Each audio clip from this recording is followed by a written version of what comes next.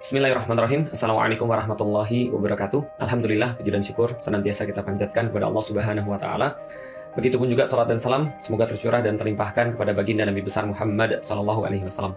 Teman-teman sekalian, saya tahu teman-teman pasti sudah mendapatkan banyak sekali opini, banyak sekali sudut pandang tentang satu berita ya, tentang berkaitan dengan azan. Tapi bagi saya secara pribadi, saya cuma ingin mengatakan dan menyampaikan sebagian daripada sudut pandang saya juga yang berkaitan dengan kewajiban saya secara pribadi untuk untuk bisa memberikan pemahaman kepada umat muslim pada khususnya ataupun pada yang lain tentang problematika yang seperti ini. Dan kalau saya secara pribadi juga itu sering sekali, bahkan hampir pada semua video-video saya itu saya mencoba untuk tidak hanya membahas tentang satu berita atau satu hal yang sedang mungkin dibicarakan, tapi saya coba ingin memberikan sebuah pola, sebuah proses yang terjadi pada background, sehingga teman-teman nanti ketika ada situasi apapun itu bisa menggunakan pisau beda yang sama. Jadi begitu saya mendapatkan berita tentang pengaturan azan itu, yang pertama kali yang saya pikirkan adalah kenapa? Itu sudah pasti. Kenapa ada kebijakan semacam ini?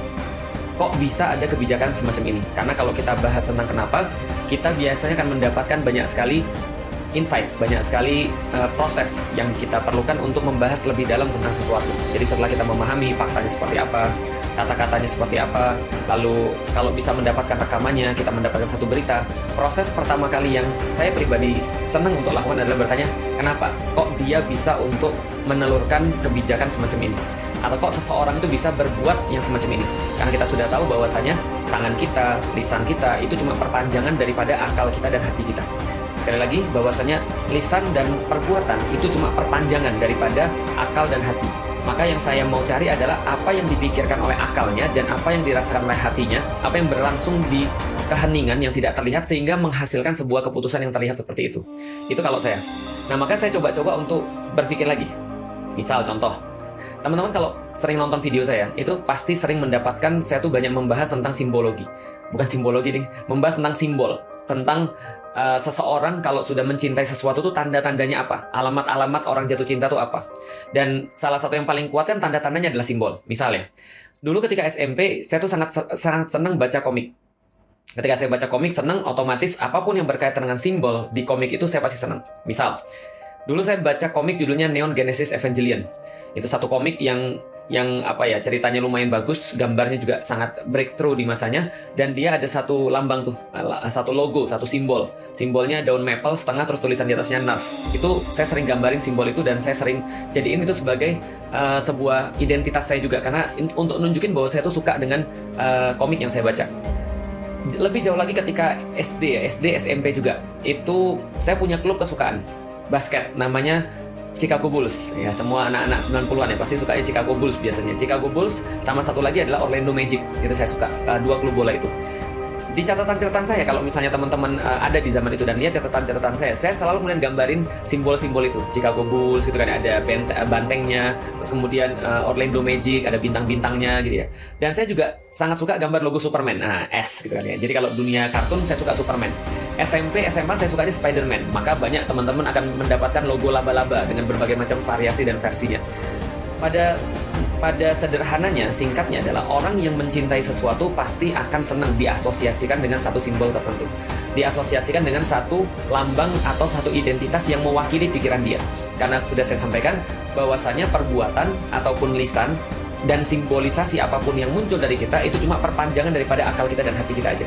Jadi kalau seandainya kita bisa melihat, kita mampu untuk mengumpulkan ataupun mereferensikan simbol-simbol lalu lambang-lambang ataupun identitas-identitas yang berkaitan dengan seseorang, sedikit banyak kita tahu tentang seseorang itu sukanya apa. Jadi dia tuh cintanya apa. Dan itu berlaku sebaliknya teman-teman sekalian. Kalau seseorang tuh nggak suka dengan satu simbol, itu berarti menandakan dia tidak menyukai dengan satu hal tertentu. Atau kalau kita balik, kalau dia dalam hati dan pikirannya sudah tidak menyukai sesuatu, atau dia tidak terlalu senang pada sesuatu itu, atau bahkan membenci sesuatu, maka dia tidak akan pernah mau untuk diasosiasikan dengan simbol-simbol tertentu atau lambang-lambang dan identitas yang muncul daripada hati dan pikiran tadi. Nah, jadi apa yang tidak disukai di dalam hati dan pikiran tadi? Contoh misalnya, nenek saya tuh tinggalnya di Palembang dulu, dan dia mengalami penjajahan Belanda. Penjajahan Jepang. Sehingga nenek saya itu tidak suka dengan segala sesuatu yang berbau Jepang. Bahkan nenek saya itu udah kayak apa ya, benci, nggak suka banget ketika dia mendengar segala sesuatu yang berbau Jepang. Karena mungkin hatinya dan pikirannya itu sudah kompak. Dan dia nggak suka karena dia pernah merasakan jajahan Belanda dan mendapatkan cerita, mendapatkan mungkin pengalaman dan seterusnya. Sehingga agak kontra dengan saya. Kalau saya suka baca komik, nenek saya nggak mungkin suka baca komik. Saya suka dengan bahasa Jepang tentu saja. Itu kan ya, zaman dulu tuh ya, SMP kalau ada orang lagi senang-senangnya Jepang itu, mereka kalau ngangkat telepon tuh bukan halo tapi mosh gitu kan ya. Ya sama kayak zaman sekarang kan ya, para wibu kan gitu kan ya. Selalu pengen untuk diasosiasikan dengan bahasa Jepang gitu kan ya. Kalau misalnya mereka ngomong apa bukan apa tapi nani ya gitu. Misalnya kayak gitu-gitu. Jadi sama, orang nggak suka dengan Jepang itu pasti nggak suka dengan simbol-simbol, identitas, bahasa ataupun segala macam. Itu yang kemarin saya bahas juga ketika dalam bahasan benci Arab. Kalau ada orang yang nggak suka dengan bahasa Arab, nggak suka dengan orang-orang Arab, sebenarnya mereka sedang membenci sesuatu yang mereka asosiasikan serantiasa dengan Arab, yaitu adalah Islam sebenarnya, misalnya gitu kan ya. Nah, balik lagi pada pembahasan ini, nenek saya tuh nggak suka Jepang karena dia, dan segala sesuatu yang berkaitan dengan Jepang, karena dia punya pengalaman buruk dan punya persepsi buruk tentang Jepang. Saya pun sama. Dulu ketika saya menyaksikan kemunculan Korean Wave itu ya, itu saya merasa nggak suka dengan Korean Wave. Saya nggak suka Hangul, saya nggak suka tulisan-tulisan Hangul, saya nggak suka lagu-lagu Korea karena saya anggap itu kayak mau ikut-ikutan Jepang gitu ya. Saya nggak suka dengan komik-komiknya gitu, dan saya nggak suka dengan produk-produknya. Itu contohnya misalnya. Walaupun sekarang saya nggak gitu ya, maksudnya itu dulu. Juga dulu, mungkin sampai sekarang juga. Saya tuh tidak suka segala sesuatu yang berasosiasi dengan India. Itu karena mungkin pengalaman saya tuh dulu melihat orang tuh suka film India dan saya bilang ini ngapa sih gitu, dan dikit-dikit nyanyi dan seterusnya. Atau mungkin saya punya pengalaman buruk kali ya dengan orang India, sehingga saya tuh kalau melihat India tuh yang kebayang tuh yang jelek, dan kebayang tuh yang nggak bagus. Itu kalau sekarang, walaupun tentu saja itu tidak saya jadikan sebagai alasan untuk saya untuk berlaku tidak adil atau untuk berbuat kasar. Ya itu cuma ngasih tahu aja bahwa rasa tidak suka atau rasa negatif itu bisa mempengaruhi terhadap segala sesuatu yang bersifat simbolisasi ataupun identitas yang berasosiasi dengan hal yang kita nggak suka itu. Nah, kalau kita bahas dengan Islam, ya, kalau orang itu suka Islam, ya, kalau orang itu suka agama Islam, dia mencintai agama Islam, dia mencintai Allah dan Rasulnya, maka mustahil dia tidak suka dengan simbol-simbol agama atau segala sesuatu yang berkaitan dengan agama. Contoh misalnya, nggak mungkin dia akan protes ketika ada maulidan. Nggak mungkin, ya kecuali kalau berbeda pendapat ya, nanti kita bahas nanti. Nggak mungkin dia akan protes dengan orang yang sholawatan. Nggak akan dia mengatakan bahwa zikir itu bikin ribut, rame, berisik. Atau dia itu berusaha untuk memberikan sebuah stigmatisasi negatif terhadap azan, gitu ya, yang merupakan simbol di dalam Islam. Kenapa kita katakan azan itu adalah simbol daripada Islam? Kalau kita ngelihat simbol mah banyak. Contoh misalnya ya, kalimat la ilaha illallah Muhammadur Rasulullah itu simbol Islam. Kalau teman-teman nyari ya, sesuatu simbol, kalau orang Kristen disimbolkan salib misalnya. Kalau orang-orang Buddha disimbolkan apa misalnya? Buddha itu disimbolkan dengan ya, nggak tahu ya, coba teman-teman cari ya kalau ketik di Google, tapi pasti ada yang disimbolkan dengan Buddha. Islam disimbolkan juga dengan misalnya bulan sabit dan bintang misalnya. Atau agama apa lagi misalnya, agama Hindu disimbolkan dengan huruf kayak gitu ya, saya nggak tahu cara bacanya tapi juga pasti ada.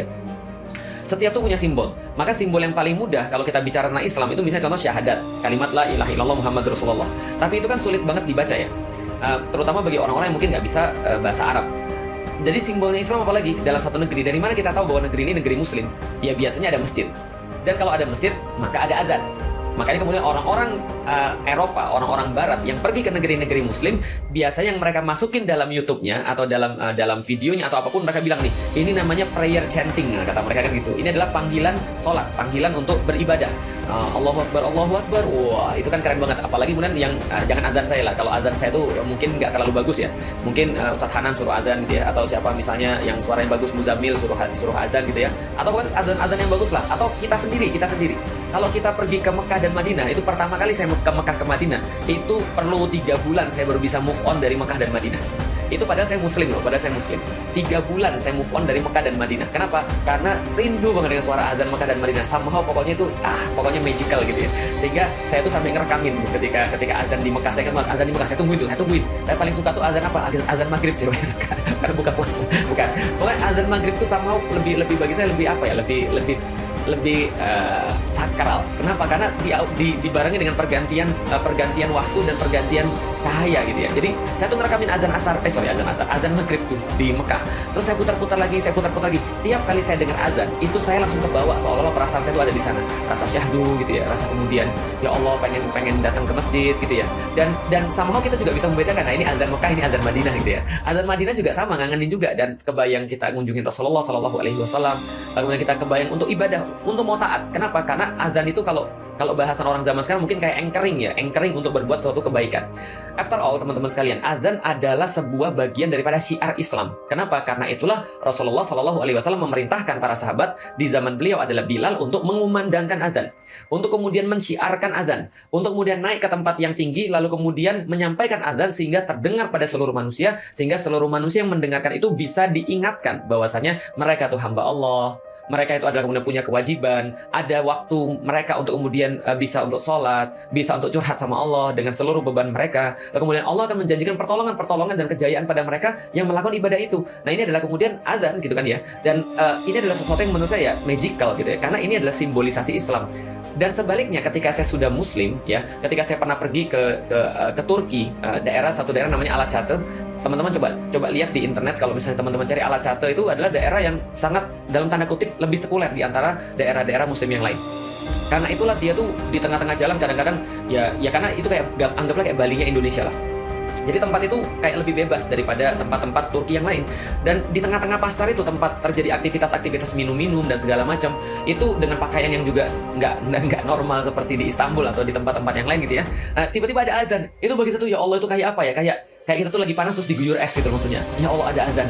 Dan sama ketika saya pergi ke Eropa selama sekira 12 hari, teman-teman tahu nggak apa yang saya kangenin? Azan. Serius. Jadi rasanya tuh kayak aneh, kayak sesuatu tuh kayak apa ya? Nggak normal ketika kita tuh nggak dengar azan gitu maksudnya. Kita tuh kayak merasa ada yang kurang. Walaupun kita sholat ya sholat, memang nggak perlu azan untuk mengingatkan sholat. Cukup HP kita ada jadwal sholat, kita juga sudah tahu, kita bisa ngelihat waktu kok. Tapi masalahnya adalah ada sesuatu yang kurang. Karena kenapa? Ya ini simbolisasi yang berkaitan dengan perasaan, gitu, yang berkaitan dengan hati, gitu maksudnya. Sehingga ketika pergi ke Eropa ataupun pergi ke Amerika ataupun negeri-negeri lain yang mereka bukan Muslim, saya tuh nggak nyaman. Makanya saya bilang sama istri saya sekarang itu ya, saya bilang sama istri saya tuh hampir mengurangi seluruh bepergian ke luar negeri, hampir semuanya kecuali Turki. Kecuali kemudian pergi ke Turki. Kenapa? Karena Turki itu adalah fasilitasnya itu mirip dengan Eropa, tapi ada azan. Saya bilang sama istri saya gitu. Kenapa? Somehow azan itu menenangkan bagi saya. Kenapa? Karena saya tuh ketika mendengar azan, anchoring saya, kaitan saya itu kemana?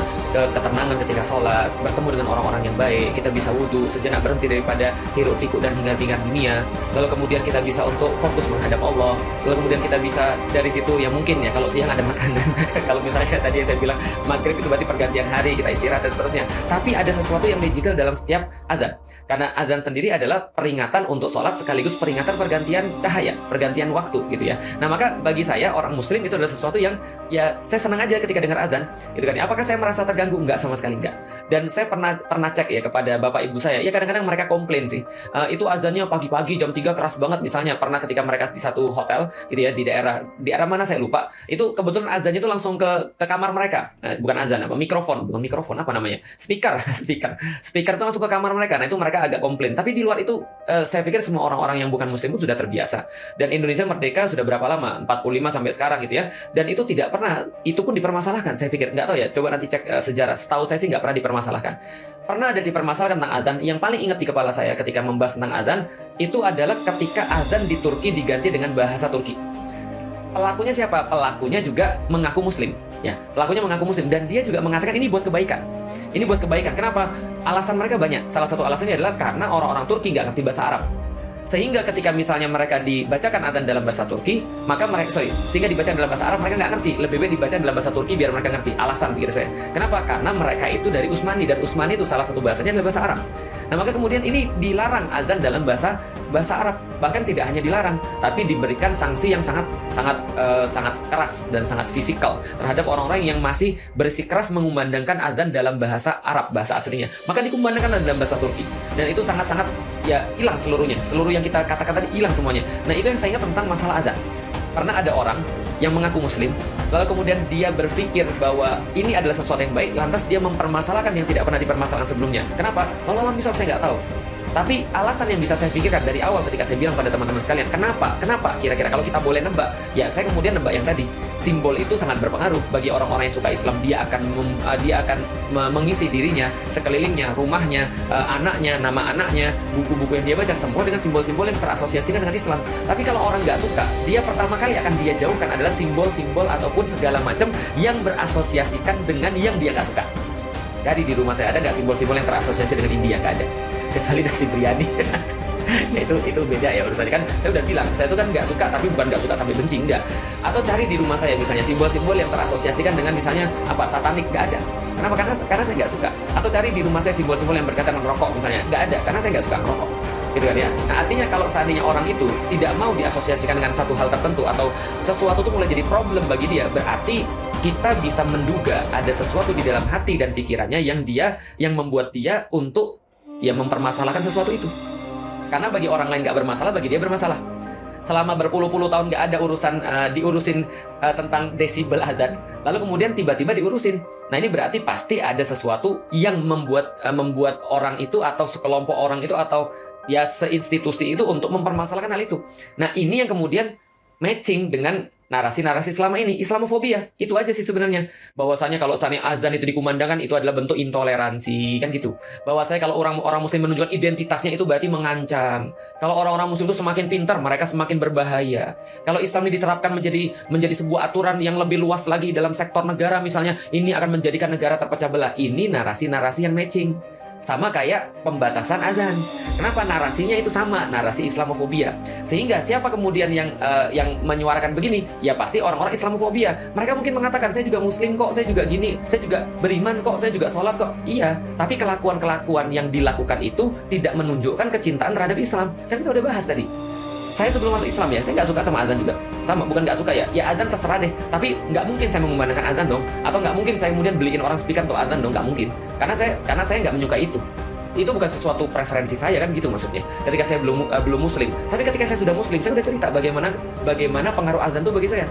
Bagaimana arti azan itu bagi saya. Ketika saya sudah masuk Islam. Nah maka itu yang bisa kita duga. Itu pertama.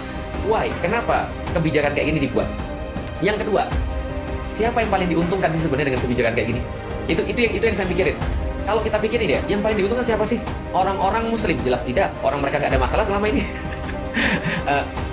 Istri saya punya rumah di Pati. Di depannya itu langsung musola. Ini yang nonton ya teman-teman kampung ya. Di depannya itu langsung musola. Jadi ini rumah ngesot itu sampai musola. Jadi ini rumah istri saya nih. Ini rumah istri saya di kampung nih. Ini mobil saya parkir di sini nih. Ini musola. Bisa dibayangin? Oke, ulangin lagi ya. Ini rumah istri saya nih. Ini rumah istri saya di Pati, di kampung. Ini mobil saya parkir. Ini musola. Jadi, antum kebayang ketika azan itu, di belakangnya itu rumah orang-orang semua juga. Pinggirnya rumah orang, depannya rumah orang, sampingnya rumah orang. Ada nggak yang pernah protes? Ganggu? Nggak ada. Hampir tiap malam di kampung itu ada sholawatan. Ada nggak pernah yang merasa keren? Nggak ada. Saya bingung, ini dibesarkan di mana? Orang-orang merasa bahwa azan ini adalah gangguan. Dibesarkan di mana? Apakah dibesarkan di tempat yang benar-benar dulu steril, nggak ada suara sama sekali? Atau nggak pernah ada maulidan misalnya, nggak pernah ada sholawatan misalnya, nggak pernah ada azan gitu, sehingga nggak terbiasa, sehingga merasa ini harus diatur. Dan yang lebih parah lagi adalah ketika kita membahas siapa yang paling diuntungkan, itu ngambil contohnya itu juga, Masya Allah. Ini saya coba menjelaskan dari segi pola pikir lagi ya. Kenapa Lik kamu itu suatu waktu saya tuh lagi pergi ke Turki ya, saya lagi pergi ke Turki, lalu ada teman saya nggak mau makan kambing. Jadi ada teman saya muslim, dia nggak mau makan kambing, katanya kambing tuh bau. Oke. Lalu saya mau menjelaskan dia, meyakinkan dia bahwa kambing tuh enak. Gitu kan, kambing tuh enak. Gimana cara menjelaskan kepada dia supaya kambing itu enak dan dia mau makan kambing yang benar-benar enak banget kalau di Turki bagi saya. Nih, saya jelasnya begini. Lihat ya, analogi saya gini. Saya dulu bukan muslim, saya bilang gitu. Saya dulu bukan muslim dan saya makan babi. Oh gitu ya Ustaz ya? Iya. Babi itu enak nggak Ustaz? Babi itu enak banget. Saya nggak bohong dong. Babi itu enak banget. Oke. Lalu saya bilang sama dia, setelah saya masuk Islam, saya nggak makan babi lagi karena Allah mengharamkan. Dan saya setelah nggak makan babi lagi, saya makan kambing dan saya baru ngeh bahwa yang bisa menggantikan kenikmatan ketika Allah mengharamkan babi, yaitulah kambing. Paham ya analoginya ya? Sehingga dia langsung makan tuh. Karena kenapa? Karena dia bilang, kalau begitu bagi orang-orang yang bukan muslim, mereka tuh makan babi gitu kan misalnya ya, dan mereka tuh merasa enak ketika makan babi, berarti ini dari kadar seorang Felix Yeo yang sudah pernah merasakan dua-duanya gitu kan ya, berarti ini seenak itu, berarti dia langsung penasarannya bertambah sehingga dia makan kambing gitu kan ya. Analogi saya itu menunjukkan sesuatu yang saya samain gitu maksudnya. Jadi ini kambing gurihnya sama kayak babi gurihnya ketika saya dulu makan. Paham ya? Nah itu jadi kalau saya mau ngambil analogi itu saya senantiasa akan mengambil sesuatu yang mirip sehingga efeknya juga sama. Oke, kalau gitu bagaimana kemiripan yang pengen diambil? Coba kalian bayangkan kalau seandainya agama lain itu punya tempat ibadah juga punya toa diarahkan ke tempat kalian juga 5 kali sehari kemudian bersuara, kalian nyaman nggak? Atau gini deh, mungkin karena kurang kuat nih analogi yang pertama, karena orang mikir kayaknya di tempat gue nggak ada tempat ibadah orang lain deh, tempat gue masjid semua, orang nggak relate mungkin gitu kan ya.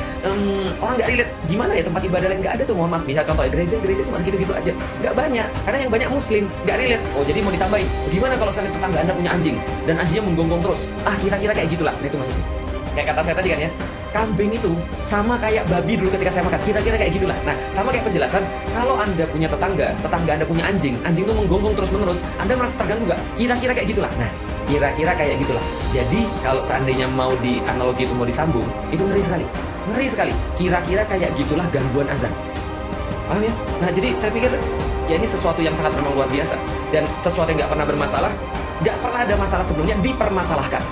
Untuk apa? Wallahualam bishawab. Dengan narasi-narasi Islamofobia untuk melanjutkan supaya match dengan narasi-narasi sebelumnya bahwa Islam itu adalah sumber masalah sehingga orang takut dengan Islam, malas belajar Islam, simbol Islam dirusak. Oh ya sorry, saya lupa jelasin apa yang terjadi ketika azan dilarang di Turki.